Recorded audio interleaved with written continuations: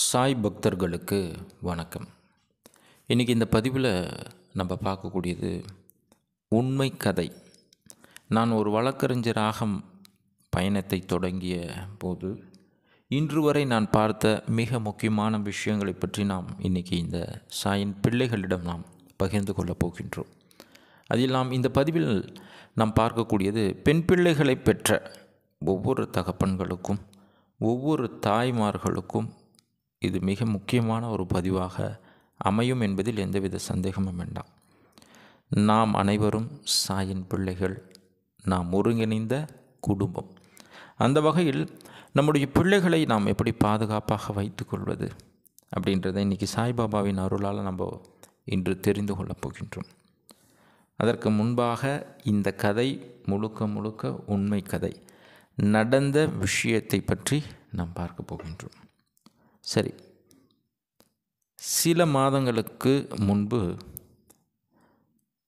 11ஆம் வகுப்பு படிக்கக்கூடிய ஒரு பெண் பிள்ளை, அந்த பெண் பிள்ளை அவருடைய வீட்டில் தாயும் சரி தகப்பனும் சரி அந்த பிள்ளையை மிக கண்டிப்பாக வளர்த்து கொண்டிருக்கிறார்கள். குறிப்பாக அந்த பெண் பிள்ளையிடம் பேசுவதற்கான நேரமில்லை. பொதுவாகவே அந்த காலத்தில் இருக்கக்கூடிய ஆண்கள் எல்லாம் தன் வீட்டில் இருக்கக்கூடிய பெண் பிள்ளைகளை தொட்டு பேசுவது கிடையாது, அடித்து பேசுவது கிடையாது. அது வழக்கம். இன்றும் நாம் அப்படி தான், நம்ம தாத்தா அப்பாவை பார்த்து வளர்ந்த அதே நாமும் அப்படி தான் பயணித்து கொண்டிருக்கிறோம். அந்த வகையில் அடிப்பது கிடையாது, தொட்டு பேசுவது கிடையாது. பெண் பிள்ளை செல்லம் கொடுத்தால் கெட்டுவிடுமோ அப்படின்னு சொல்லிட்டு ஒரு கண்டிப்பாக வளர்க்க வேண்டும் என்று அந்த பெண் பிள்ளையை ஒரு கண்டிப்போடு வளர்க்கிறார்கள். ஆனால் இந்த கண்டிப்பு அந்த பிள்ளைக்கு ஒரு வேதனையை ஏற்படுத்துகிறது. அந்த வேதனை தன்னோடு படிக்கக்கூடிய சக நண்பரிடம் காதலாக மாறுகிறது. இது ஒரு விதம்.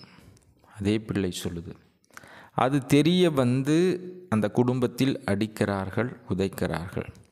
மீண்டும் அந்த பிள்ளை மனரீதியான தொந்தரவை சுமக்கிறது. இப்படி சுமந்து கொண்டிருக்கக்கூடிய நேரத்தில் அந்த பிள்ளையை பள்ளிக்கூடத்திற்கு அழைத்து சென்று வீடு கொண்டு வந்து விடுகின்ற ஆட்டோ ஓட்டுநர் அந்த பிள்ளையின் சோகத்தை பார்த்து அந்த பிள்ளையிடம் மனமிட்டு பேசுவது போல நடிக்கிறார். அந்த ஆட்டோ ஓட்டுநருக்கு 40 வயது, திருமணமாகாதவர். பார்த்தால் 40 வயது போல் அவருக்கு தெரியாது. அவர் பார்க்கும்போது தெரியாது இவங்க 40 வயசா அப்படின்னு யாருக்கும். அந்த பிள்ளை ஏற்கனவே மன உளைச்சலில், டிப்ரெஷனில் இருக்கக்கூடிய அந்த பெண் பிள்ளை, இந்த ஆட்டோ டிரைவர் அந்த பிள்ளையிடம் பேச்சை கொடுக்கிறார். மெல்ல மெல்ல மெல்ல அந்த குழந்தையினுடைய மனதிற்குள் செல்கிறார். ஒரு நாள், இப்படி சில மாதங்கள் போது, ஒரு நாள் அந்த பிள்ளையை இந்த ஆட்டோ டிரைவர் கூட்டிகிட்டு போயிடுறார். அந்த பிள்ளைக்கு 18 வயசு ஆகலைங்க, 17 தான். திருவண்ணாமலை அங்கே ஒரு லாட்ஜில் ரூம் போட்டு அந்த பிள்ளையை சீரழிக்கிறார்கள். ஒரு நாளைக்கு 2 முறை 3 முறை என்று அந்த பிள்ளையை அந்த ஆட்டோ டிரைவர் பதம் பார்க்கிறார். இங்கே அந்த ஊரில் அந்த பெண் பிள்ளை தொலைந்து விட்டார் என்று ஒரு மிஸ்ஸிங் கம்ப்ளைண்ட் போயிட்டுருக்கு. இப்படி போயிட்டுருக்கும்போது அந்த ஆட்டோ ஓட்டுநரினுடைய தொலைபேசி எண்ணை வைத்து அந்த லொக்கேஷனை கண்டுபிடிக்கிறாங்க. அங்கே காவல்துறை போகுது. அங்கேருந்து அந்த டிரைவரையும் அந்த பெண் பிள்ளையும் கூட்டிகிட்டு வராங்க. கூட்டிகிட்டு வந்த பிறகு காவல்துறை எஃப்ஐஆரை போட மறுக்கிறது. ஏன்னா போக்சோ அங்கே வரும். அது போட்டால் இவனுக்கு பெயில் கிடைக்காது சிறிது காலம். அஃபென்ஸ் கண்டிப்பாக தண்டனை. ஏன்னா அந்த பெண்ணின் மீது கை வைத்து விட்டார். ஸோ இதெல்லாம் பார்த்து அவனை காப்பாற்ற வேண்டும் என்று சில அரசியல் கட்சிகள் முன்வருகிறது. அதனால் காவல்துறையும் எஃப்ஐஆர் போட மறுக்கிறது. இந்த நேரத்தில் நானும் என்னுடைய சக நண்பர்களும் போய் அங்கே சில மேலதிகாரிகளிடம் பேசி எஃப்ஐஆரை பதிவு பண்ணுகிறோம். அப்போது அந்த பெண் பிள்ளை, பள்ளிக்கூடம் படிக்கக்கூடிய அந்த பெண் பிள்ளை கேட்குது, எங்கள் கையை பிடிச்சிட்டு, அண்ணா எப்படியாவது என்னை அவரோட சேர்த்து வச்சிருங்கண்ணா அப்படின்னு கேட்குது. அப்போ நாங்கள் சொல்கிறோம், சரிம்மா உன்னை அவனோட சேர்த்து வைக்கிறோம், ஆனால் அவன் உன்னை கலட்டி விடுவதற்கான வாய்ப்பு அதிகமாக இருக்குது. அதை தான் அங்கே சொல்லியிருக்கான். நீ ஜட்ஜுக்கிட்ட நான் உங்களை கூட்டிகிட்டு போவோம், அப்போ நீ ஜட்ஜுக்கிட்ட நடந்தது எல்லாமே நீ சொல்லணுமா? அப்போ மாண்புமிகு நீதியரசர் உனக்கு நியாயத்தை கொடுப்பாரு, உனக்கு திருமணம் நாங்கள் பண்ணி வைக்கிறோன்னா. அப்போ அந்த பிள்ளை ஒரு நீதியரசர் முன்னாடி அந்த விஷயத்தை சொல்கிறாங்க.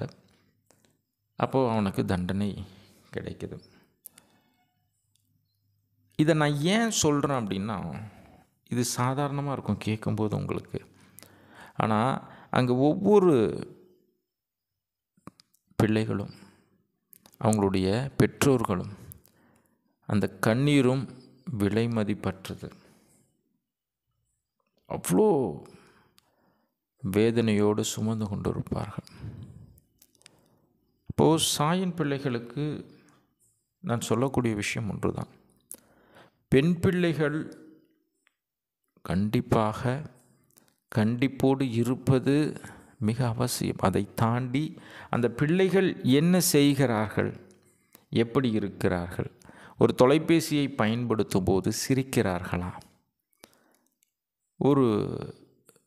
ஒரு மொபைலை பார்த்து நோண்டிகிட்டே இருக்கும்போது அப்படியே லைட்டாக ஒரு ஸ்மைல் போட்டால் அப்போ என்ன நடக்குது அப்படின்றத ஒரு நாள் 2 நாள் பரவாயில்ல, தொடர்ந்து இருக்கா, அது என்னன்றதை நம்ம கொஞ்சம் கவனிக்கணும்.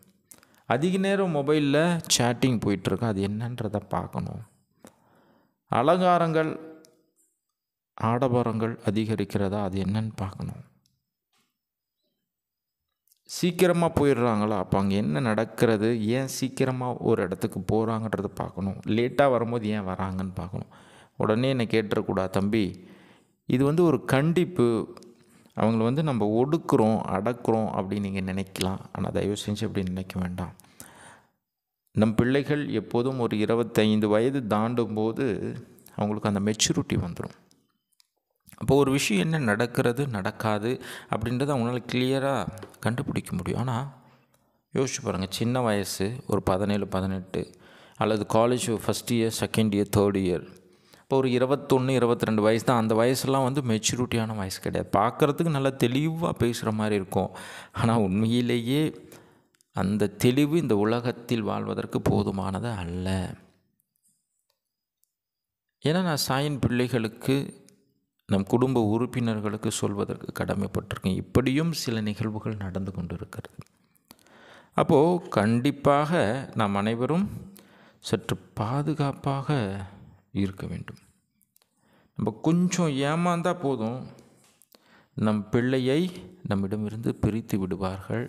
அது பிரித்தா கூட போதும், ஆனால் அடுத்த கட்ட பிரச்சனைக்கு அது வழிவகையை செஞ்சிடும்.